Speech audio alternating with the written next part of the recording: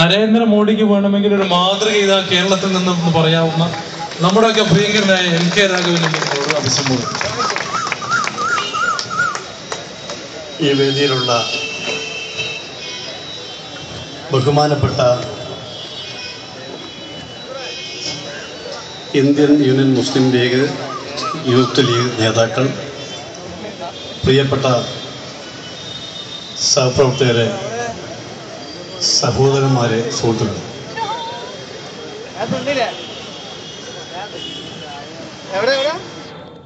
Youth ലീഗിൻ്റെ ആഭിമുഖ്യത്തിൽ ഇവിടെ സംഘടിപ്പിക്കപ്പെട്ട യൂത്ത് അസംബ്ലിയുടെ പ്രാധാന്യത്തെ സംബന്ധിച്ച് ഞാൻ ഇവിടെ ആമുഖമായി ഒന്നും പറയേണ്ടതില്ല.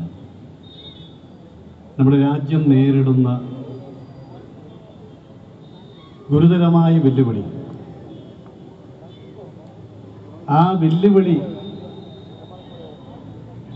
ആ പ്രതിസന്ധി അതിജീവിക്കാൻ സാധിക്കുന്ന ശക്തി എന്ന് പറയുന്നത് യുവാക്കളുടെ ശക്തിയാണ്, യൗവനത്തിൻ്റെ ശക്തിയാണ്. ജനാധിപത്യവും മതേതരത്വവും ഇവിടെ ചോദ്യചിഹ്നങ്ങളായി ഉയർന്നു നിൽക്കുന്നൊരു കാലഘട്ടമാണ്. സ്വതന്ത്ര ഇന്ത്യയുടെ ചരിത്രത്തിൽ ഇന്നലെ വരെ ചോദ്യം ചെയ്യപ്പെടാത്ത രണ്ട് ആശയങ്ങൾ ഇന്ന് ആ ആശയങ്ങളെ കുഴിച്ചു മൂടാനുള്ള ഒരു സംഘടിതമായ ശ്രമമാണ് വരാൻ വേണ്ടി പോകുന്ന ലോക്സഭാ തെരഞ്ഞെടുപ്പിൽ നരേന്ദ്രമോദിയുടെ നേതൃത്വത്തിൽ ശ്രമിച്ചുകൊണ്ടിരിക്കുന്നു. ഞാനൊരു കാര്യം നിങ്ങളോട് സൂചിപ്പിക്കട്ടെ. ഗുജറാത്തിൽ അദ്ദേഹം 3ാം തവണയും മുഖ്യമന്ത്രി ആയിരിക്കാമില്ലെന്ന് ഞാൻ പറയുന്നില്ല. 2014 ലോക്സഭാ തെരഞ്ഞെടുപ്പ് കഴിഞ്ഞാൽ ഗുജറാത്ത് അല്ല ഇന്ത്യ എന്ന് മോഡിയെ പഠിപ്പിക്കും എന്ന് വിശ്വസിക്കുന്ന ആളാണ് ഞാൻ. BJPയുടെ കണക്കുകൂട്ടൽ തെറ്റും, മോഡിയുടെ കണക്കുകൾ തെറ്റും. ഇന്ത്യയുടെ രാഷ്ട്രീയ പാരമ്പര്യം, ഇന്ത്യയുടെ ചരിത്രം, പ്രബുദ്ധമായ ജനാധിപത്യ മതേതരത്വ ആശയങ്ങൾ ഉയർത്തിപ്പിടിക്കുന്ന ഈ രാജ്യത്തെ ജനങ്ങൾക്ക് വരാൻ വേണ്ടി പോകുന്ന ലോക്സഭാ തെരഞ്ഞെടുപ്പ് എന്ത് ചെയ്യണമെന്ന് കൃത്യമായി അറിയുന്നവരായതുകൊണ്ട് മോഡിയെ പാഠം പഠിപ്പിക്കുന്ന തെരഞ്ഞെടുപ്പായിരിക്കും എന്ന് വിശ്വസിക്കുന്ന എളിയ രാഷ്ട്രീയ പ്രവർത്തകനാണ് ഞാൻ. കാരണം ഇന്ത്യയുടെ ചരിത്രം സ്വാതന്ത്ര്യ സമരം മുതൽ ഇങ്ങോട്ട് നോക്കിയാൽ കാണാൻ സാധിക്കും നിങ്ങൾക്ക്. ലോകത്തിൽ ഒരുപാട് രാജ്യങ്ങൾ, ഇന്ത്യക്ക് മുമ്പും സ്വാതന്ത്ര്യം പ്രാപിച്ച രാജ്യങ്ങൾ ഒന്നുകിൽ പട്ടാളത്തിന്റെ പിടിയിൽ അല്ലെങ്കിൽ ഏകാധിപത്യങ്ങളുടെ പിടിയിൽ അമർന്ന ചരിത്രമാണ്. എന്നാൽ ഇന്ത്യയിൽ നമ്മുടെ ജനാധിപത്യ വ്യവസ്ഥയ്ക്ക് ഒരു കോട്ടമുണ്ടായിട്ടില്ല.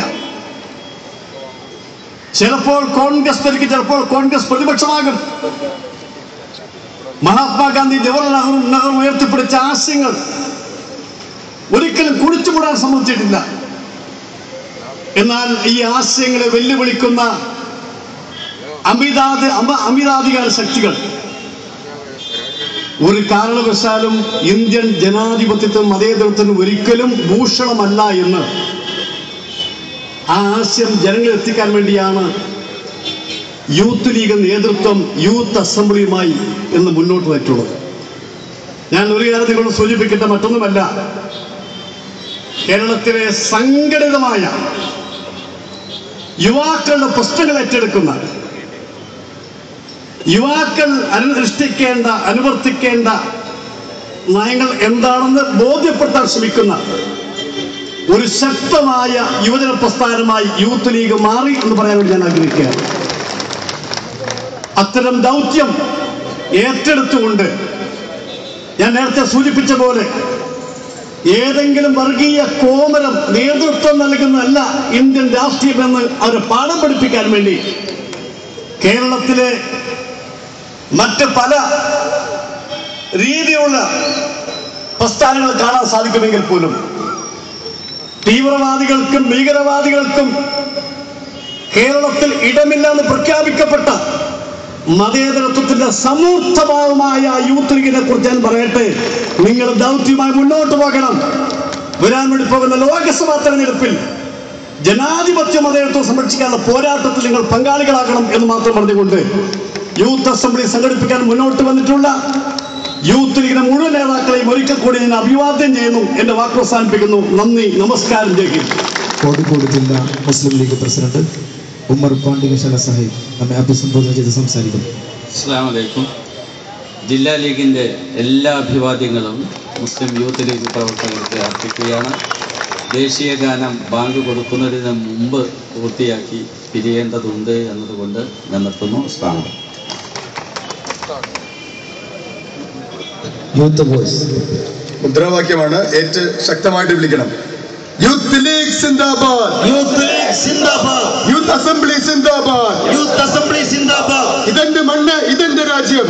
എന്റെ മണ്ണ്, ഇതെന്റെ രാജ്യം. ഞാനും നിങ്ങളും ഒന്നായി പറയും, ഞാനും നിങ്ങളും ഒന്നായി പറയും. ഹൃദയം കൊണ്ട് വിളക്കി ചേർക്കും ഈ മണ്ണിൻ സൗഹൃദത്തെ. ഈ മണ്ണിൽ സൗഹൃദത്തെ. ഭാഷകൾ ദേശങ്ങൾ പലതാണെങ്കിലും ഇന്ത്യയിൽ നിന്ന് നോക്കണം.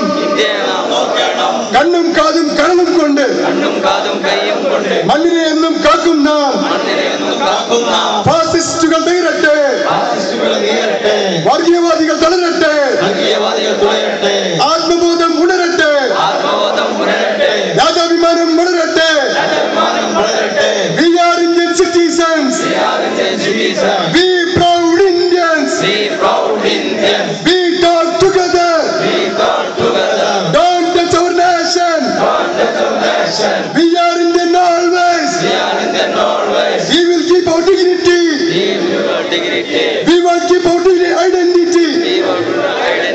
This India, our India. മൗനം കൊണ്ടൊരു മഹാമനുഷ്യൻ മാറ്റിയെടുത്തൊരു നവകാരിയെ സ്നേഹം കൊണ്ട് രാജ്യത്തൊന്നായി വെളിച്ചമേകാൻ നമ്മൾക്ക്. ഫാസിസം എന്നാൽ മരണത്തായി വരാം.